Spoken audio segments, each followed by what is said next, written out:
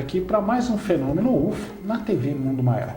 Hoje conosco mais uma vez esse grande amigo que é o professor Salvatore de Salvo. Tudo bom, professor?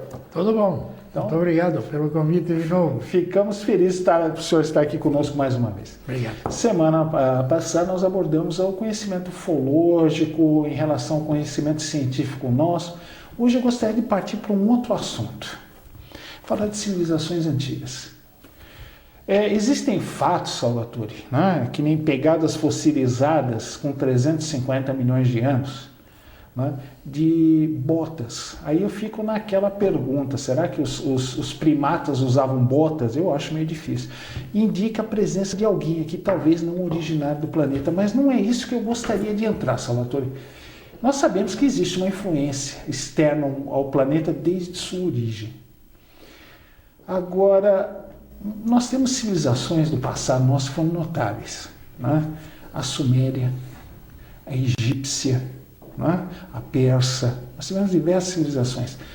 Eu faço uma pergunta para você, Salvatore, será que nós poderíamos considerar todas essas civilizações como frutos de intervenção extraterrestre, ou será que essas civilizações herdariam conhecimento de civilizações mais antigas, que já teriam desaparecido? Né? Porque nós sabemos que para nós 5.000 anos na arqueologia é muito tempo, né? A maior parte das provas desaparece, vira pó, né? Como diríamos. Então, Salvatore, será que a civilização suméria, egípcia, persa e outras tantas, né, não seriam herdeiras de conhecimentos superiores de civilizações ainda mais antigas? Eu considero que sim, acho que sim. Na verdade, essas civilizações mais antigas se relacionam com a existência do continente de Mu, que fazia parte da antiga Lemúria. Estava no meio do Oceano Pacífico e cerca de 13.500 anos atrás desapareceu. 13.500 anos. Mais ou menos numa convulsão mundial gerada provavelmente pela passagem próxima à Terra daquele planeta que está voltando, o famoso Nibiru. Nibiru dos caldeus, né? E esse continente foi a fonte, digamos, de todo o conhecimento que nós encontramos depois de Mu. Ela teria sido a primeira civilização aqui adiantada do planeta ou não? Exatamente, é a primeira civilização que estava mais adiantada do que a nossa atual. Tudo indica que eles já tinham naves interplanetárias e interestelares. Nós estamos começando a trilhar o mesmo caminho agora. Estamos começando agora. Mas Mu já sabia isso, já conhecia isso. Comerciava com o mundo inteiro. As naves de Mu comerciavam com o mundo inteiro. Ele tinha um império vastíssimo, vários impérios. Império Naga, o Império Uigur, etc. Tudo isso se encontra bem documentado. O que seria esse Império Naga e Império Uigur? O Império Uigur é o império que ia da China até a França, pegando todo o norte da Europa, todo o norte da Ásia e até a Europa. O Império Naga se realizou mais ao sul, pegando a Birmânia, a Índia, a Arábia, a África do Norte, etc. O continente americano, no caso, estaria fora desse império? Fora em termos, porque os americanos já foram descobertos há milênios. Mas não haveria contato entre entre a civilização de Mu e esses impérios coligados com civilizações aqui do continente americano? Mas é claro, você tem inscrições fenícias na Pedra da Gávea, no Rio. Então já chegaram até aqui os fenícios. Os fenícios são povos que vieram depois de Mu. Seriam herdeiros desse conhecimento. Herdeiros de Mu, exatamente. A Suméria, a Babilônia, o Egito, são todos crias de Mu. Mu seria uma civilização autenticamente terrestre ou não? Provavelmente não. Tá. Seria o quê? Uma colônia, no caso? Provavelmente não diria bem uma colônia, mas uma parte de atividade extraterrestre que colonizou a Terra e fundou a primeira grande civilização, que é essa. Salvatore, lendas antigas dizem, você falou em Sol, achei curioso, eu vou pensar essa sua informação. Lendas antigas diriam que civilizações extraterrestres estiveram aqui no passado remoto, mas tiveram que se afastar do planeta devido a alterações de nosso Sol. Ele teria passado a emitir energias que para esses seres seriam nocivas, e eles foram obrigados a abandonar esses seus descendentes representantes aqui, se afastarem e deixarem, vamos dizer, o barco correr, né? Deixasse que essas civilizações avançassem com as próprias pernas. Isso é uma realidade, Salvador?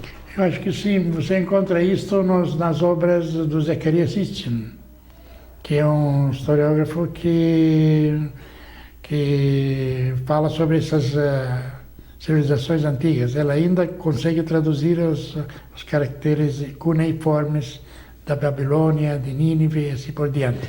Porque o que a gente vê, Salvatore, vamos pegar como exemplo a Índia antiga. Nós fizemos até um programa aqui. Parece que era comum esses seres aqui andar entre nós. Era comum, fazia parte. De repente houve um afastamento. Estaria ligado a um evento natural ou esses seres resolveram deixar a humanidade caminhar com as próprias pernas para ver o que ia dar? Vamos dizer, pelo que resulta para quem estuda tudo isto, é que esses seres, os chamados Anunnaki, que eram provenientes desse planeta Nibiru, que estavam trabalhando na Terra para retirar ouro, que para eles era fundamental no planeta deles, eles fundaram várias cidades, principalmente na parte do Golfo Pérsico, e a um certo momento tiveram que se retirar quando perceberam que haveria uma mudança do eixo terrestre e um dilúvio universal. E foi o que aconteceu. Então, nessa ocasião, eles se afastaram, pegaram as naves e foram embora. Mas ficaram em órbita aí olhando. Quer dizer, o espetáculo era muito, muito interessante e ficaram olhando.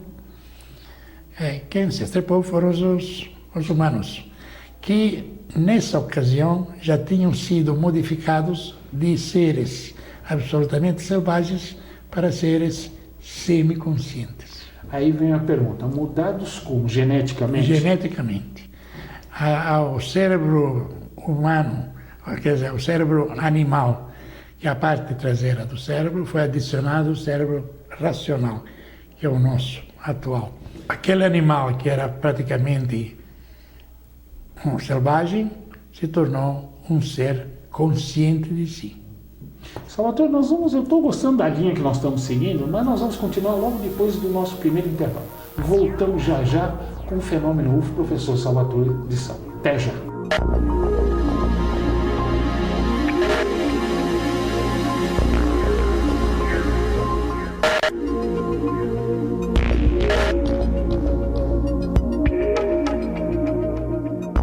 Estamos aqui para o segundo bloco e antes de continuarmos a entrevista com o professor Salvatore, novamente vamos fazer aquele convite.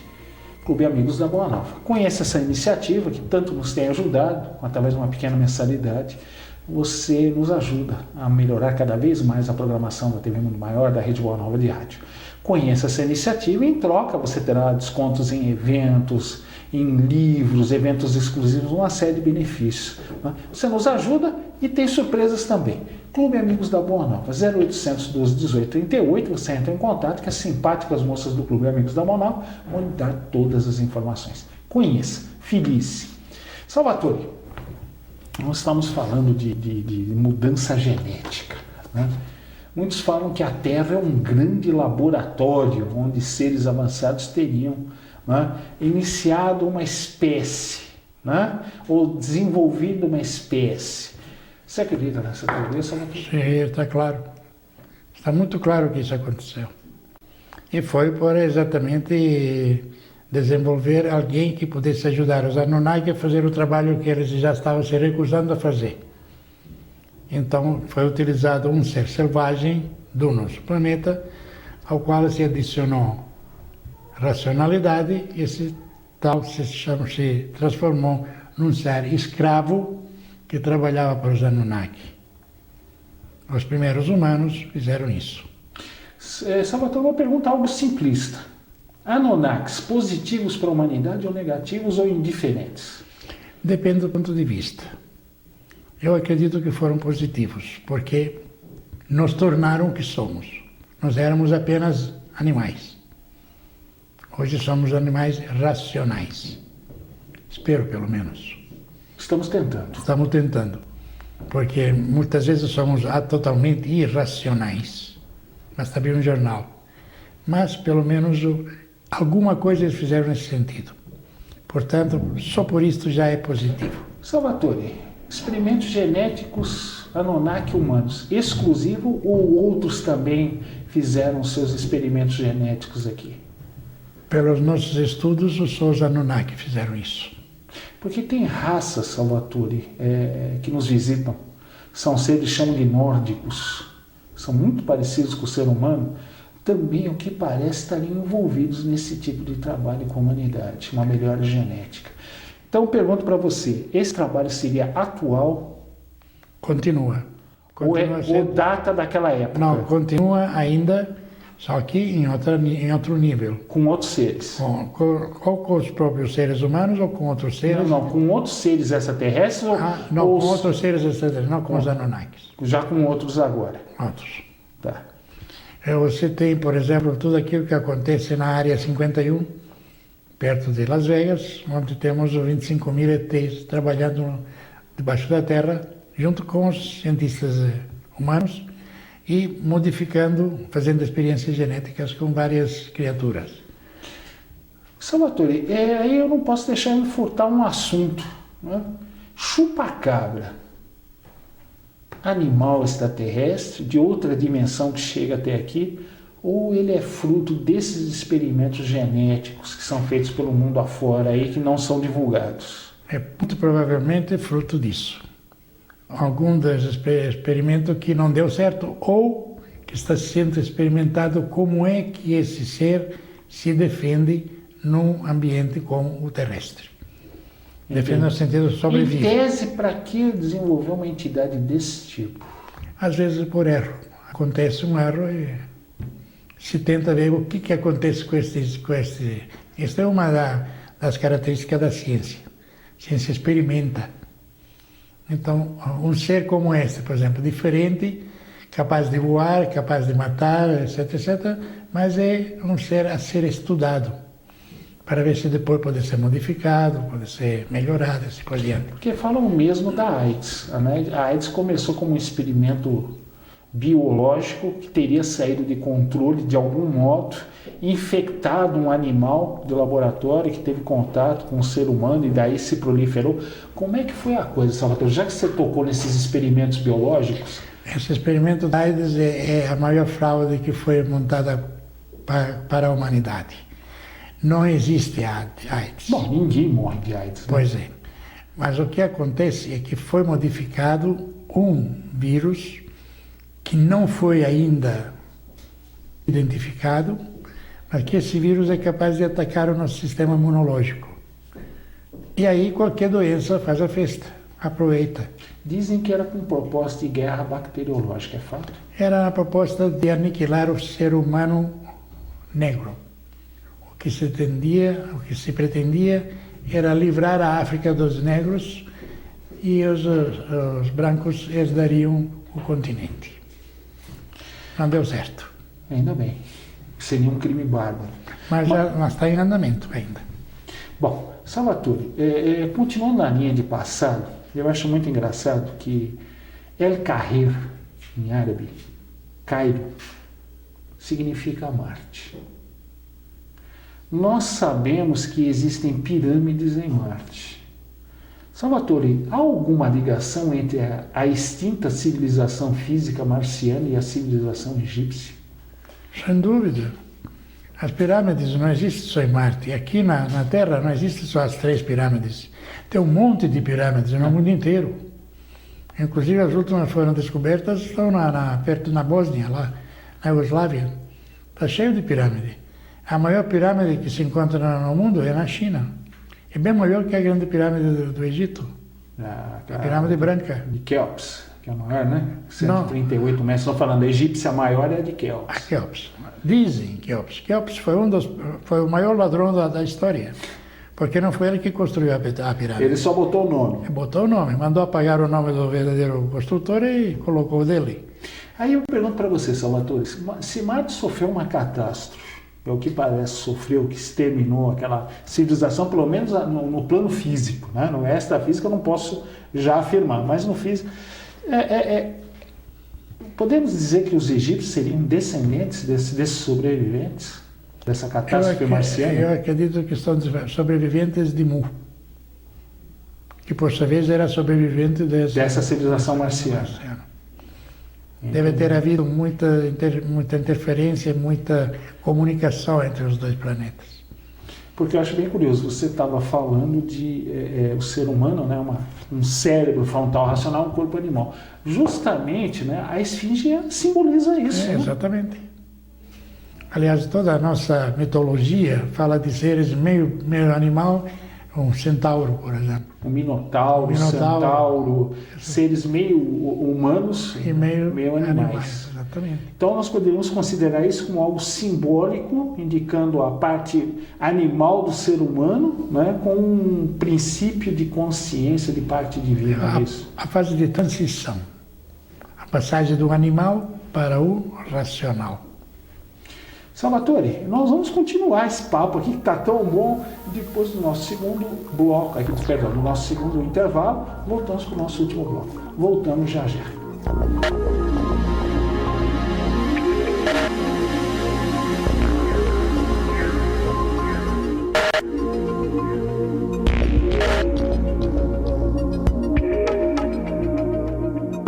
Estamos aqui para o último bloco, Fenômeno UFO, né? Uma pena, mas o professor Salvatore vai voltar aqui conosco, eu não tenho a dúvida. Salvatore, né? nós estávamos comentando aqui no intervalo que existem provas da existência de Mu. Existe uma série de ilhas no Pacífico com construções gigantescas, mas com provas de que foram minimamente habitadas. Algumas centenas ou 1000 pessoas no máximo. Nas construções precisariam milhares de pessoas. Ponap é um exemplo. Né? É uma ilha, na realidade, artificial, é uma ilha construída, não é uma ilha natural. Né? Tanto é que na época da descoberta de Ponap, os pesquisadores europeus ficaram surpresos de ver que a ilha foi construída na realidade. O que você poderia falar de Ponap para a gente, Salvatore? Ponap era a capital de Mu, onde se concentrava o Império. E um dos principais imperadores foi Sauride.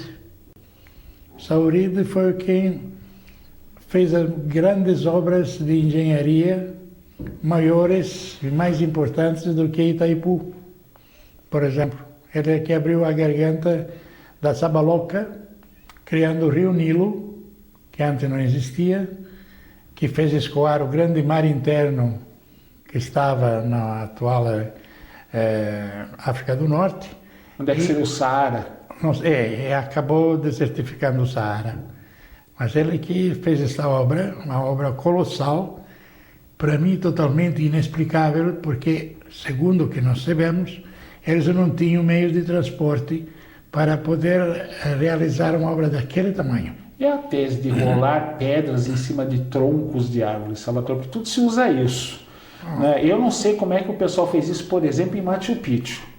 Né? Rolar uma pedra de 40 toneladas num tronco morro acima é difícil de engolir, Salvatore. Não, evidentemente não era esta a técnica.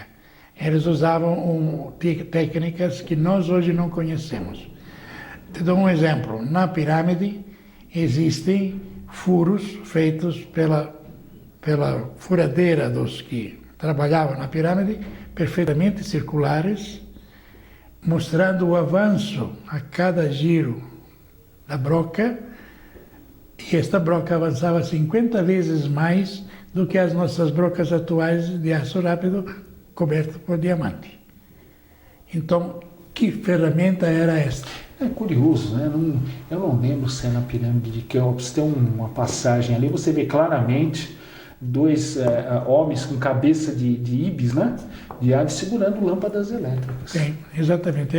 Por isso, esse é outro mistério que todo mundo boia nisso. Como é que iluminava o interior da pirâmide? Porque primeiro falavam que eram lâmpadas a óleo, depois eles foram buscar vestígios da fumaça, não tem nada. né? Mas já se conheciam as lâmpadas elétricas, já se faziam trabalhos com eletricidade, tanto é verdade que nós encontramos nas tumbas antiguíssimas, de 25 mil anos atrás, obras de joalheria com cobertura de ouro, como hoje se faz com joias várias. O Templo de Salomão, eu não lembro se tinha 24 ou 48 para-raios, né? E se diz que o para-raio é uma invenção aí do século XIX. Quer dizer, o quanto é realmente antigo, a gente ainda não tem noção. Inclusive no Mediterrâneo foi encontrado um sistema de cálculo astronômico extremamente avançado, que estava no leito do Mediterrâneo. Quer dizer, ou seja, as civilizações antigas não eram tão atrasadas como nós pensávamos, né, Salvatore? Exatamente. Quando nós falamos de antigos, temos que tirar tanto de chapéu, porque os antigos somos nós. Com certeza. Na verdade, eles eram bem mais adiantados que nós. E outra coisa, Salvatore, eu acho que nesse ponto os árabes guardaram mais coisas desse conhecimento do passado, né, do que nós ocidentais. Você concorda? Encontra muito disso no meu livro O Enigma de Mu. Como é que a gente faz para achar, Salvatore? Quem quiser comprar o seu só livro? comprar, mandar um e-mail para o www.biblioteca24x7, 24 horas por 7 semanas, .com.br. E eles mandam o livro em casa. Agora eu te fazer uma outra pergunta, Salvatore. Dizem, né, que os templários herdaram muito desse conhecimento, é verdade? Sim. Por isso foram destruídos pela Igreja Católica. Inclusive tem um fato curioso, né? Dizem que eles estavam presentes no redescobrimento das Américas através do símbolo nas velas das caravelas, né? Aquela cruz templária. Isso, exatamente, cruz templária. Eles fizeram uma associação extremamente avançada e que pisou no calo do Papa e do rei da França. Principalmente porque tinham amealhado tamanha riqueza que despertou naturalmente a cobiça dos dois, o Papa e o Filipe o Belo. E outra coisa, né, também é dito que governos podem ser inimigos, cientistas nem sempre. Diz que mesmo na época das cruzadas havia troca de informações entre pessoas eruditas cristãs e muçulmanas. Muçulmanas, exatamente. Os árabes foram os que criaram uma grande civilização que se estendeu por vários séculos. Ainda hoje nós temos muitos vestígios desta supremacia científica árabe. E outro detalhe, os mapas de Piri Reis também são bem curiosos, que eles mostram os continentes vistos de órbita mais de 12 mil anos atrás. Né? Então aí é que eu acho curioso também, dizem que nos templos ali no Tibete existe muito material a respeito de Mu, né? da Lemúria, de Atlântida, muitas coisas que até hoje estão para ser divulgadas por falta de tradutores. Salvatore, vamos ter que reescrever os nossos livros de história? Absolutamente. Porque, olha, o que tem nos nossos livros de história é só mentira. Com que propósito enganar a humanidade por tanto tempo, Salvatore, a respeito do nosso passado? Para não revelar a verdade. Porque a verdade incomoda muita gente. Principalmente a religião. Salvatore, eu queria te agradecer, nós estamos encerrando por hoje. Antes de encerrar, eu queria fazer aquele pedido novamente, aquele convite aos nossos amigos telespectadores. Se você tem sugestão de pauta, de matéria que você gostaria de ver tratada aqui no programa, ou de entrevistado, envie aqui para nós estaremos atendendo com o maior prazer. É muito fácil, fenômenoufo@tvmundomaior.com.br, você entra direto em contato aqui conosco. Salvatore, muito obrigado. Eu que agradeço. Já vou fazer aquela ameaça que eu faço sempre, você vai voltar aqui conosco. Com prazer. Muito obrigado pela sua presença. Obrigado a você.